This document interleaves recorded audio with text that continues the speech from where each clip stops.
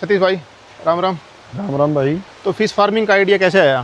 कि अगर इसको सही तरीके से किया जाए तो काम फायदे का सौदा है।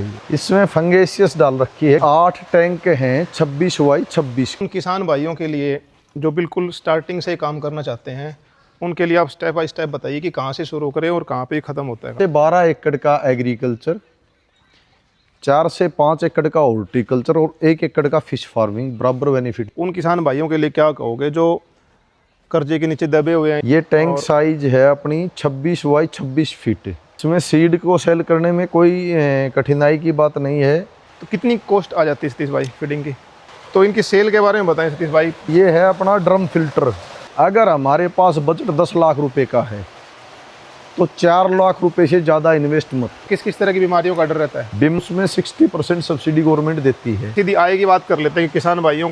हमें तो काम करना, सब्सिडी थोड़ी लेनी है। बिल्कुल ठीक। किसान भाइयों को राम राम। ये वीडियो उन किसान भाइयों के लिए है जो खेती के साथ साथ मछली पालन का काम करना चाहते हैं। आज हमारे साथ एक बहुत ही प्रगतिशील किसान सतीश जी हमारे साथ हैं। इनसे हम जानेंगे कि मछली पालन के काम में क्या क्या कठिनाइयाँ आती हैं, कितनी लागत आती है और कितनी कमाई होती है। सतीश भाई, राम राम। राम राम भाई। अपने बारे में तुमको मेरा परिचय दें। गांव सुरेदी पिलानिया, जिला महेंद्रगढ़, हरियाणा।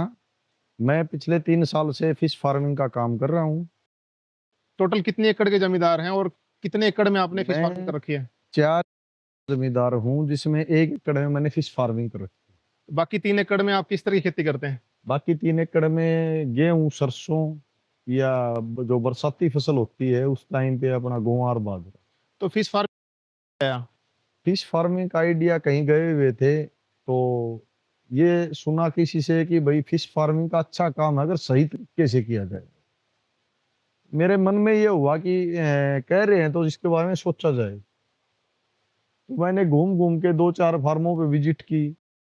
कैसा अनुभव मिला, कहीं से कैसा मिला, लेकिन लास्ट में मैंने 1.5 साल तक इसमें विजिट करता रहा। तो मेरा निष्कर्ष ये निकला कि अगर इसको सही तरीके से किया जाए तो काम फायदे का सौदा है। अच्छा, आपने कितनी जगह से की थी? पूरे 1 एकड़ से किया था? स्टार्टिंग पूरे एकड़ से ही किया था।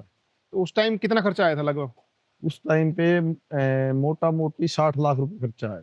टोटल, जिसमें फिक्स कॉस्ट भी और रनिंग कॉस्ट भी दोनों मिला के? कंट्रैक्शन कॉस्ट थी उस टाइम पे 42.5 लाख रुपए। अच्छा। और ऑपरेशनल कॉस्ट थी 18 20 लाख के 18 से आसपास। 20 लाख। तो ये अभी कौन सी टेक्निक से आप फिश फार्मिंग कर रहे हैं? RAS technique. Recycle aqua culture system. तो अभी कौन सा सीड डाला हुआ आपने? इसमें फंगेसियस डाल रखी है, जो कैटफिश एक वैरायटी है फंगेसियस, जो अपने मार्केट के अंदर सेल करने में कोई दिक्कत नहीं आती। कौन ये बना रखे हैं आपने? 8 टैंक 26x26 के। और इनकी हाइट कितनी है? इनकी गहराई है, इसके अंदर 4.25 फीट पानी रहता है, 5 फीट इनकी गहराई है। अच्छा। उन किसान भाइयों के लिए स्टार्टिंग से काम करना चाहते हैं, उनके लिए आप स्टेप बाय स्टेप बताइए कि कहाँ से शुरू करें और कहाँ पे ख़त्म होता है काम। देखो जी, जितने भी फार्मिंग के काम हैं उनमें सबसे बेस्ट फिश फार्मिंग है, ठीक है। जो काफी फायदे का काम है। हर फार्मिंग में रिस्क सबसे ज्यादा है फिश को छोड़ के। ठीक है। और फिश फार्मिंग करने के लिए कोई ज्यादा बहुत लंबा चौड़ा अनुभव नहीं है। अगर कोई पुराना फार्मर जो करने वाला है, ठीक है। अगर वो अपने 1-2 दिन अच्छे ढंग से 1-1 घंटे भी जो बात बता दे तो परफेक्ट फार्मिंग कर सकता है। ठीक है। और ये फार्मिंग एक 10 एकड़ की, 10 से 12 एकड़ का एग्रीकल्चर, 4 से 5 एकड़ का हॉर्टिकल्चर और 1 एकड़ का फिश फार्मिंग बराबर बेनिफिट देता है। Very good. तो सतीश भाई, परंपरागत खेती में आपको पता है कि आजकल कितनी इनकम रह गई है। तो उन किसान भाइयों के लिए क्या कहोगे जो कर्जे के नीचे दबे हुए हैं, या हम कह सकते हैं कि पीढ़ियां दर पीढ़ियां खेती बाड़ी हो रही है लेकिन फिर भी अपनी आय नहीं बढ़ा पाए? तो ऐसे किसान भाइयों के लिए क्या संदेश देंगे? देखो, परंपरागत खेती को हमें उसमें थोड़ा बहुत चेंजमेंट लेके आना पड़ेगा। उसके साथ साथ में चाहे छोटे स्तर पे करो, यानी फार्मिंग का जो प्रारूप है ना वो चेंज करना ही पड़ेगा अगर फार्मर को डेवलप होना है तो, इस महंगाई के टाइम में। और इसको देखते हुए मैं पहले हिस्से की या ठेके पे 30-30 एकड़ की फार्मिंग करता रहता था। न नहाने का टाइम था, न खाने का टाइम था, लेकिन उसमें भी वो प्रॉफिट नहीं था जिसमें जी तोड़ मेहनत करते थे। इसमें ये काफ़ी आरामदायक फार्मिंग है, ज़्यादा हार्ड वर्क नहीं है और प्रॉफिट भी काफ़ी अच्छा है उनसे। सतीश भाई की बात में एक बात ऐड करना चाहूँगा। 2019 में एक सर्वे हुआ था, भारत सरकार ने सर्वे किया था, जिसमें भारत में खेती-बाड़ी करने वाले एक परिवार की औसत आय 10,000 रुपए आई थी। हुँ, हुँ। तो सतीश भाई, जिस परिवार में 5 सदस्य हैं, तो आप मान के चलो कि पर व्यक्ति 2,000 रुपए 1 साल की इनकम हुई है। ये तो बिल्कुल राइट बात है। सतीश भाई, अब पॉन्ड के बारे में बताइए कि साइज़ क्या है? ये टैंक और साइज है अपनी 26 बाई 26 फीट और इनकी गहराई है 5 फीट, 4.25 फीट तक हम इसमें पानी रखते हैं टोटल मैक्स। कितने टैंक आपके पास ये? टोटल 8 टैंक हैं और इनके अंदर हमें अब सितंबर अक्टूबर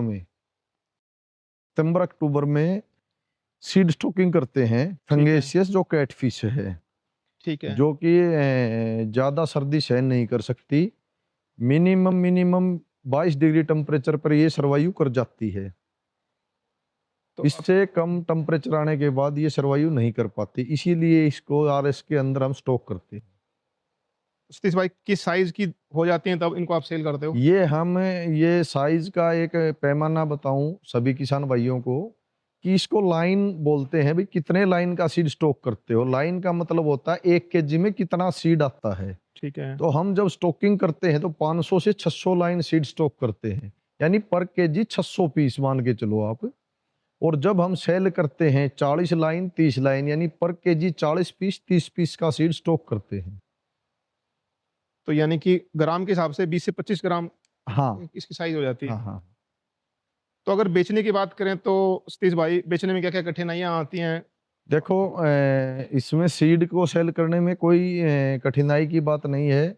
अच्छा सीड रखो, अच्छी क्वालिटी का सीड जो फार्मर रखता है उसका फरवरी महीने में ही एडवांस बुकिंग हो जाती है।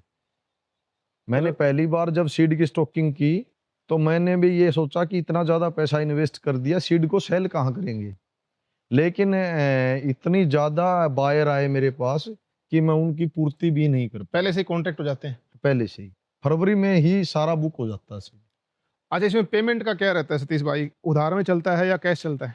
मछली का कोई भी काम उधार में नहीं करना चाहिए, चाहे कितना भी निजी हो। कि ये फार्मिंग लाइन ऐसी होती है, जब अगला पैसे नगद दे के जाता है तो वो सीड भी अच्छा होता है, वो फीड भी अच्छा होता है। और जब पैसे उधार लेके जाता है कोई भी चीज, सीड फीड, उसमें हजारों कमियां निकालने लग जाता है। तो सतीश भाई, आपके हम देख रहे हैं टैंक में ना एक काई जैसा कुछ लगा हुआ है, तो इसके बारे में क्या है? मतलब पानी कितने दिन में चेंज करना पड़ता है और पानी क्या सिस्टम है? इसमें क्या है कि ये सर्दी का मौसम है इसलिए इसको डेली चेंज करना पड़ता है, इसका जो टेम्परेचर मेंटेन रखने के लिए। तो पानी यहाँ से जो निकलता है वो फिर कहाँ जाता है? पानी जो यहाँ से निकलता है, जो अपने ट्यूबवेल के नीचे 8 एकड़ जमीन है जिसमें 1 एकड़ में ये कर रखा है, 4 एकड़ चाचा की, 3 एकड़ अपनी, 7 एकड़ जमीन के अंदर कोई यूरिया कोई डीएपी कुछ डालने की जरूरत नहीं। सारा टोटल इनका वेस्ट पानी के अंदर घुल के जाता है और ये पानी फसल में लगाते तो ऑर्गेनिक फसल हो जाती है, मतलब ये हैं, ऑर्गेनिक फसल होती है। खाद ऑटोमेटिक लग जाती है इनकी, ये कह रहे हाँ, हैं आप ना?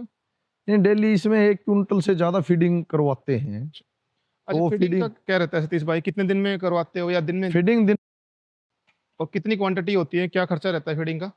फीडिंग बॉडी वेट का 6%, जब तक सीड 50 ग्राम का होता है तब तक बॉडी वेट का 6% फीडिंग जाती है इसके अंदर। और जब 50 ग्राम से 100 ग्राम तक 4%, 100 ग्राम से 400 ग्राम तक 3% फीडिंग, 400 ग्राम से 700 ग्राम तक 2% फीडिंग, 700 ग्राम से 1 किलो 100 ग्राम तक 1 से 1.5% फीडिंग, 1 किलो 100 ग्राम से ऊपर जाने के बाद 0.8% फीडिंग करवाई जाती है इसको।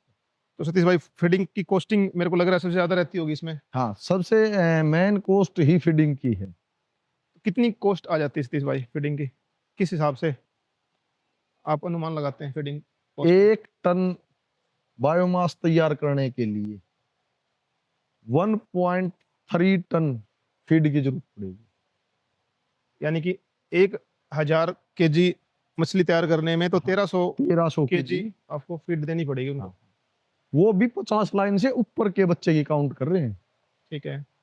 भी पहले तो यहाँ तो हम करके चले गए, बेच दिया फार्मर को, फार्मर के ऊपर है ये। अगर हम 500 या 600 लाइन का सीड हम डाल के और उसकी एवरेज निकालेंगे तो ज्यादा हो जाएगा।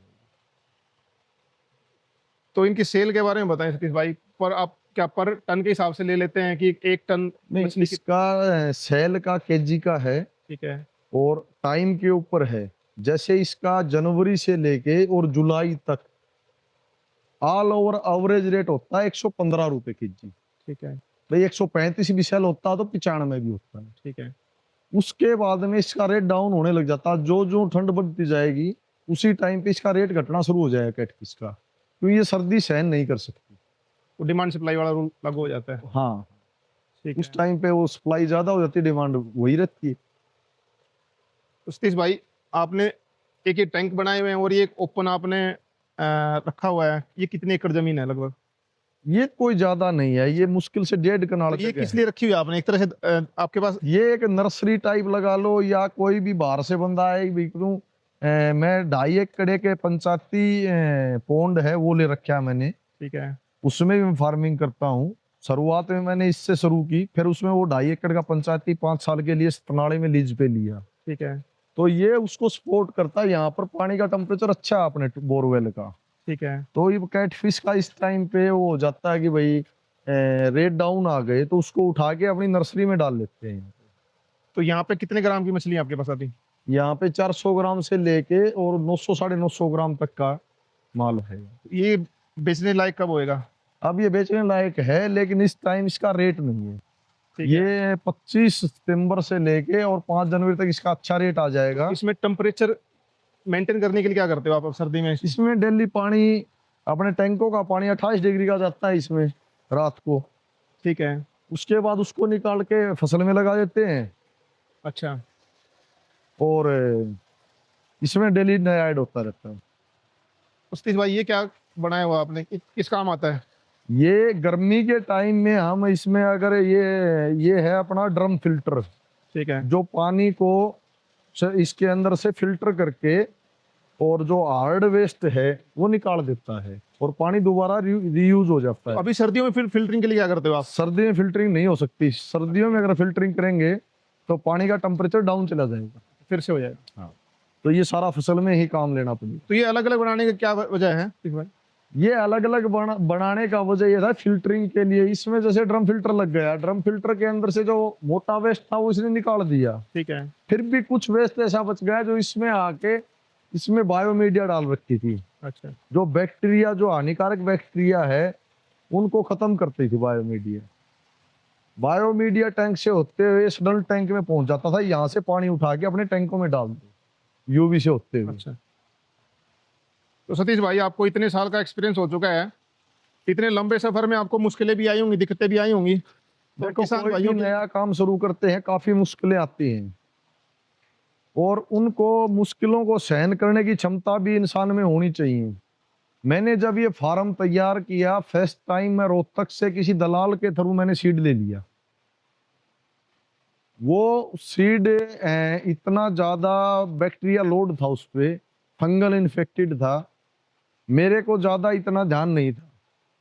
मैंने वो सीड लिए कि पता नहीं कैसे मेरे मन में हुआ, मैंने 4 लाख सीड की बात कर रखी थी। जब गाड़ी के अंदर 75 से 80 हजार सीड डल गया तब मेरे को महसूस हुआ कि सीड में कुछ तो कमी है, इसमें ये इतना ज्यादा एक्टिव नहीं है। मैंने उसको रोक दिया, भाई ओवरलोडिंग मत करो। मैं वही सीड लेके आ गया और मेरा 6 दिन के अंदर 80% सीड डेड हो गया उसमें से। तो मतलब 6 दिन पहले शुरुआत में 3 दिन 3 रात मैंने सो के भी नहीं देखा। भाई बात उस सीड की नहीं थी, समस्या कहाँ थी कि भविष्य के ऊपर खतरा आ गया। इतना पैसा लगा दिया और लोग उलझुल बातें करने लगे। किसी से कहते बोले टैंकों में सीड रुकेगा ही नहीं, कोई कहता तालाब में नहीं रुकेगा। उसके बाद में 15 दिन तक छत्तीसगढ़ रहा। वहां एक बहुत अच्छा हैचरी वाले से मेरा संपर्क हुआ, उसने मेरे को गारंटी दी, पैसे आपके लगेंगे, सीड मैं लेके जाऊंगा, आपके टैंकों के अंदर सर्वाइवल रेट 92%, तालाब में 88 से लेके 90%। उसने ये बोला इस टैंकों में सर्वाइवल रेट ज्यादा आएगा कैटफिश का, और वो हुआ भी। मार्केट से वो 10-20 पैसे उसके रेट ज्यादा थे, लेकिन सीड की क्वालिटी इतनी अच्छी थी कि हाथों हाथ न तो मेरे आगे सेल करने में दिक्कत आई, न मेरे को स्टॉकिंग में कोई दिक्कत आई। तो ये जो परेशानियां आती हैं, इनसे लड़ने की क्षमता होनी चाहिए, अच्छा कर गुजरने की हिम्मत होनी चाहिए, तो हौसले के साथ सब कुछ होता बट सतीश भाई, दिक्कत कहाँ आती है कि हमारे किसान भाइयों के पास पहले ही पैसे लिमिटेड होते हैं, 3 लाख 5 लाख, जो भाई नया काम स्टार्ट करना चाहते हैं, और उनके साथ अगर स्टार्टिंग में ऐसा धोखा हो जाए तो फिर उभरने की उनकी कैपेसिटी खत्म हो जाती है। तो उन किसान भाइयों के लिए आप क्या कहेंगे कि कितनी पूंजी आप मेन बिजनेस में लगाएं और कितनी रिजर्व रखनी चाहिए आपको? फिश फार्मिंग के अंदर अगर हमारे पास बजट 10 लाख रुपए का है तो 4 लाख रुपए से ज्यादा इन्वेस्ट मत करो। 6 लाख रुपए का बैकअप होना ही, यानी 60% टोटल जो अपने पास जो मैनेजमेंट है पूंजी का, उसका 60% हमें बैक रखना चाहिए कि शुरुआत में अगर कोई दिक्कत हो भी गई तो उसको हम उबर सकें दोबारा। भाई उससे सीख के भी इसमें हमारी कमियां क्या रही, किसी सप्लायर की क्या कमियां रही, किसने हमारे साथ धोखा कर दिया, तो उसके साथ हमें रिवर्स बैक होना चाहिए। अच्छा सतीश भाई, बीमारियों की अगर बात करें, मेन डर बीमारी का रहता है, तो किस किस तरह की बीमारियों का डर रहता है? बीमारी फंगेसियस में अब जो ही मौसम चेंज होगा विंटर के टाइम में, एक तो इसके में डिजीज आते हैं जैसे फंगस, फंगल इन्फेक्शन का, और दूसरा आता है इसके अंदर पैरासाइट अटैक। वो हमें उनके जो लक्षण हैं उनको पहचान के इनका डेली मॉनिटरिंग करना जरूरी है। 5 से 10 मिनट अपने फार्म पे सुबह, 5 से 10 मिनट दोपहर, 5 से 10 मिनट शाम को जरूर देनी चाहिए। लेबर के सहारे फार्म नहीं चलते, लेबर काम कर सकती है लेकिन मॉनिटरिंग नहीं कर सकती। तो उनकी दवाइयाँ वगैरह आती हैं साथ? दवाइयाँ देखो इसमें क्या होता है, फिश के काम में कोई भी एंटीबायोटिक नहीं है एक्वाकल्चर के अंदर, ठीक है। सिर्फ प्रोबायोटिक आते हैं, यानी इनकी जो ताकत है, इम्यूनिटी सिस्टम उसको मजबूत रखें। तो सरकार की तरफ से क्या सहायता मिलती है? गवर्नमेंट अच्छी मदद करती है फार्मर की, बहुत आगे ले जाने की सोच है गवर्नमेंट की इस व्यवसाय को। ये एक इतना अच्छा सिस्टम बना रखा है गवर्नमेंट ने कि अगर शेड्यूल कास्ट SC से कोई बंदा काम करता है उसको हर प्रोजेक्ट के ऊपर 60% सब्सिडी है, छोड़ के इसको RAS को, RAS पे पहले 60 थी SC को और लेडीज को, अब इसमें 25% कर दी। बाकी सभी में लेडीज और SC दोनों को जो भी प्रोजेक्ट हम लगाते हैं उसमें 60% सब्सिडी गवर्नमेंट देती है। यानी कि सरकार का भी काफी प्रोत्साहन मिलता है काफी। तो जो किसान भाई पहली बार काम करना स्टार्ट चाहते हैं, ट्रेनिंग जरूरी है, क्या कहेंगे आप? 7 दिन की ट्रेनिंग अपने हिसार HAU से दिलाती है गवर्नमेंट, वहां से लेनी चाहिए।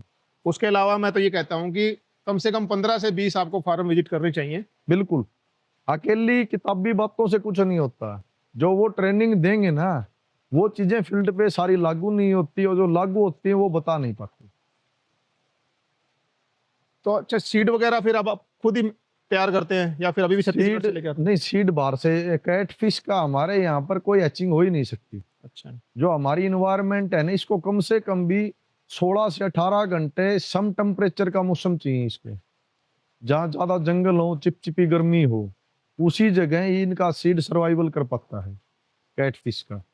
तो सतीश भाई, बाकी सारी बातें आपने अच्छी बताई। अब सीधी आय की बात कर लेते हैं कि किसान भाइयों को या कोई भी जो धंधा करना चाहता है उसको इनकम से मतलब होता है। तो आपको 3-3.5 साल हो गए काम करते हुए, तो आप बताइए कितनी इनकम हो जाती है? मोटा मोटी लोग यूट्यूब के ऊपर झूठे ज्ञान करते हैं ना, वो बहुत लोग फंसा दिए। सीड का काम है, सीड के काम में इन्वेस्टमेंट ज्यादा है तो पैसा भी ज्यादा है, रिस्क भी ज्यादा है। एक आम फार्मर अगर 2.5 एकड़ के अंदर फार्मिंग करना चाहे तो उसको 4 से 4.5 लाख रुपए प्रोत्साहन राशि गवर्नमेंट देती है। ठीक है। उसके बाद में 2.5 एकड़ के अंदर शुद्ध प्रॉफिट जो मैं मिनिमम बताता हूँ, जो ब्याज कॉस्ट निकाल के एक आदमी का जो 10 से 12 हजार रुपए जो दिहाड़ी कोई मजदूर हमने रखा उसके ऊपर, उसका भी निकाल के, अपनी पूंजी का ब्याज भी निकाल के, जो बैंक ब्याज है, बिजली का खर्चा भी ज्यादा रहता होगा इसमें। बिजली का खर्चा निकाल के तो भी 3.5 से 4 लाख रुपए 1 हेक्टेयर के अंदर प्रॉफिटेबल है पर ईयर। हाँ, बाकी उसकी किस्मत और टाइमिंग के ऊपर है। ऊपर बढ़ेगा तो वो अपने आप बोलेगा कि मैंने इतने कमाए। आज हम किसी को बड़े बड़े सपने दिखा के और वो बोल दें, क्या पता भगवान चाहे उसको कितना भी बच जाए, लेकिन कल हमें ये चैलेंज नहीं करेगा कि आपने 4 लाख बताया था, मैंने 1 हेक्टेयर के अंदर काम किया, 4 लाख नहीं बचा। बतौर काम हमारे कहने के अनुसार करे, ये नहीं अपनी मर्जी से कुछ भी डाल दिया। तो सतीश भाई, जो किसान भाई नया काम स्टार्ट करना चाहते हैं उनके लिए आपकी तरफ से क्या मदद हो सकती है? और आपके, मैंने देख रहा हूँ आपके पास स्टॉक भी काफी मात्रा में रखा हुआ है, ये किस लिए रखा हुआ है? ये मेरा आईबी की ये फीड है, एबिस कंपनी की, इसका मैं डीलर हूँ जी। ठीक है। और ये अपना सिरसा से लेके और नू मेवात तक अपनी सप्लाई है इसकी। ठीक है। तो मैं किसी भी फार्मर को कहीं से भी मैं ये चैलेंज देता हूं कि जो कंपनी का जो रेट है, जो बिलिंग रेट है, उससे मैं 1 पैसा ऊपर नहीं ले। हिंदुस्तान में घूम लेना, कहीं बैग पे 100 रुपए, कहीं 50 रुपए, कहीं 20 रुपए ऊपर लेते हैं। मैं किसी फार्मर से 1 पैसा ऊपर नहीं लेता। जो फिलिंग रेट है उसी में सेल करता हूं, जो मेरा कंपनी मेरे को दे रही है। तो सतीश भाई, साथ मैं देख रहा हूँ आपने काफी सब्जियां लगा रखी हैं और फल लगा रखे हैं। ये तो तो अपनी ये घर की जरूरत के हिसाब से अच्छा भी लगे और घर के अंदर शुद्ध साफ सुथरी सब्जियां मिल जाएं। काफी अच्छा लगा ये देख के सतीश भाई। तो कौन किस किस तरह के पौधे लगा रखे हैं आपने? ये अपने यहाँ पर है, आलू बुखारा है, आड़ू है, चिक्कू है, आम है, मौसमी है, बेरी है, अमरूद है, नींबू है, और जामुन है। सब्जियां लगा रखी। सब्जियां लहसुन, प्याज, मेथी, पालक, धनिया और अपने ये गाजर, मूली, इस टाइम की जो सब्जियां हैं, आलू अब लगाने की सीजनल तैयारी सब्जी चल लगाते रही है रहते हैं। सीजनली। घर के लिए अपने को आ जाए, होती हो तो किसी पड़ोसी के काम में आ जाए, कुछ अपने घर पे काम में ले लें, ज्यादा हो जाए तो पड़ोसी काम में ले लें। तो सतीश भाई, आप इतने साल से परंपरागत खेती भी करते आ रहे थे, पर एकड़ कितनी इनकम हो जाती थी आपको? परंपरागत खेती में जिस हिसाब से हम इसके ऊपर जो कॉस्ट निकाल रहे हैं ना, उस हिसाब से अगर कॉस्ट निकाल लें तो वो जो आप बता रहे थे 2019 वाला फार्मूला, वही 2 से 3 हजार रुपए ही पर वही आदमी। इनकम आएगी। वो अपनी खुद की लेबर नहीं निकालते, घर से 5 आदमी लगे रहते हैं रात और दिन। बिल्कुल ठीक बात है। हम यहाँ पर अपनी खुद की लेबर भी निकाल रहे हैं, अपनी पूंजी का जो ब्याज है वो भी निकालने के बाद अब 20 एकड़ की जो फार्मिंग करता है आदमी मोटा मोटी, जो ठेके के ऊपर 20 एकड़ जमीन लेगा तो 5 लाख रुपए से कम तो जमीन नहीं मिलेगी। और ऊपर से कम 5 लाख रुपए उसके ऊपर लागत आ जाती है, जैसे दवाई, खाद, बिजाई, लेबर कॉस्ट वगैरह बहुत कुछ आता है। वो 10-12 लाख रुपए ला के 20 एकड़ की जमीन की जो खेती करता है, अगर वो 10-12 लाख लगा के 2 एकड़ में फिश फार्मिंग करे तो उससे काफी अच्छा तो है। मिनिमम कैपिटल कितनी, पूंजी कितनी चाहिए मान लो कोई, और मिनिमम स्टार्टअप पर एकड़ से कितनी अगर जगह? स्टार्टिंग करनी ठीक है। है तो कंस्ट्रक्शन कॉस्ट मान के चलो आप, अपना जो रेतीला क्षेत्र है इसमें कंस्ट्रक्शन कॉस्ट काफी ज्यादा है।